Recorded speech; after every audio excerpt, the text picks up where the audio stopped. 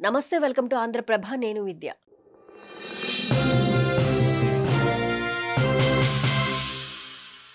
కలియుగ వైకుంఠంగా పేరొంది వేదాలే శిలలై వెలసిన కొండ, భక్తజనం ముక్త కంఠంతో ఎలుగెత్తి పిలిచే తిరుమల కొండ, వెంకటేశ్వరుడు వెలసిన కొండ.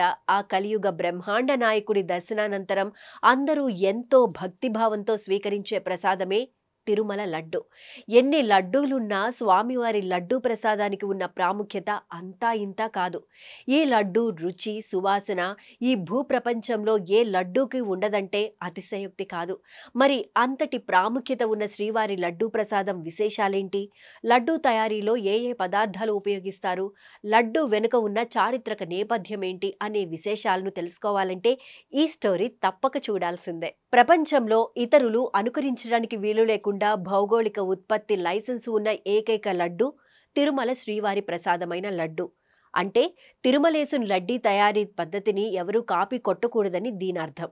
తిరుమల ప్రసాదంలో 15వ శతాబ్ది నుంచి 20వ శతాబ్ది తొలినాళ్ల వరకు ఇప్పుడు లడ్డూకు ఉన్న స్థానం అప్పట్లో వడకు ఉండేది.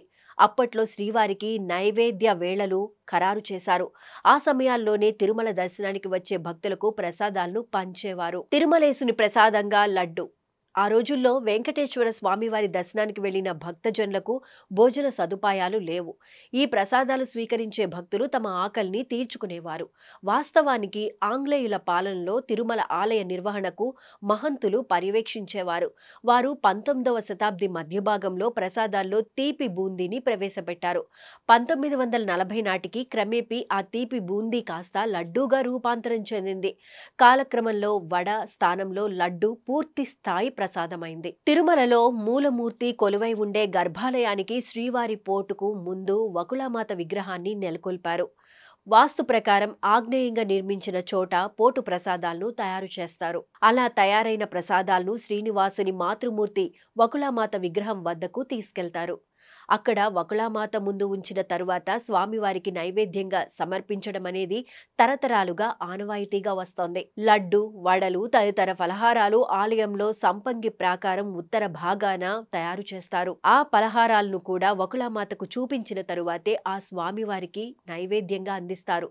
1940 ప్రాంతంలో కళ్యాణం మొదలైనప్పుడు మనం చూస్తున్న లడ్డూ తయారీ మొదలైంది. ఈ లడ్డూ తయారీకి ప్రత్యేక పద్ధతి అంటూ ఒకటి ఉందండోయ్. శ్రీనివాసుని ఆలయంలో లడ్డూల తయారీకి వినియోగించే వస్తువులు, సరుకుల మోతాదును దిట్టం అని పిలుస్తారు. మొదటిసారిగా తిరుమల తిరుపతికి పాలక మండలి 1950లో దిట్టంను నిర్ణయించారు. పెరుగుతున్న భక్తుల రద్దీకి అనుగుణంగా దిట్టాన్ని క్రమంగా పెంచుతూ వచ్చారు. ప్రస్తుతం 2001లో సవరించిన దిట్టాన్ని టీటీడీ అనుసరిస్తోంది. దీనినే పడితరం దిట్టం స్కేలుగా కూడా వ్యవహరిస్తున్నారు. పడి అంటే అర్థం 51 వస్తువులు. పడికి కావలసిన వస్తువులను దిట్టంగా ఉంచుతారు. ఈ విధంగా ఉగ్రాణం నుంచి వస్తువులను సమకూరుస్తారు. వాస్తవానికి మొదట్లో 5100 లడ్డూలు మాత్రమే తయారు చేసేవారు. తదనుగుణంగా కావలసిన దిట్టాన్ని కిలోల్లో సమకూర్చేవారు.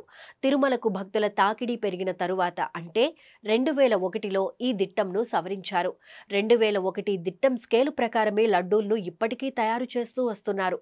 5100 లడ్డూల తయారీకి గాను 803 కేజీల సరుకులను వాడతారు. అంటే 803 కేజీల వివిధ రకాల సరుకులతో 5100 లడ్డూలను తయారు చేస్తారన్నమాట. దిట్టంలో ఏ ఏ సరుకులు ఉంచుతారంటే ఆవు నెయ్యి 165 కిలోలు, చక్కెర 400 కిలోలు, శనగపిండి 180 కిలోలు, ఎండు ద్రాక్ష 16 కిలోలు, యాలకులు 4 కిలోలు, కలకండ 8 కిలోలు, ముంతమామిడి పప్పు 30 కిలోలు. ఈ విధంగా ఒక దిట్టం నుంచి సుమారు 5100 లడ్డూలను తయారు చేస్తున్నారు. తొలినాళ్లలో ఈ లడ్డూను కట్టెల పొయ్యి మీద చేసేవారు. అయితే పొగ, కట్టెల కొరతను దృష్టిలో ఉంచుకుని పొయ్యల స్థానంలో ప్రస్తుతం యంత్రాలను వినియోగిస్తున్నారు. ఈ లడ్డూ తయారీ పోటులో ఇప్పుడున్న అత్యాధునిక వంట సామాగ్రిని వినియోగించి రోజు లక్షల లడ్డూలను తయారు చేస్తున్నారు.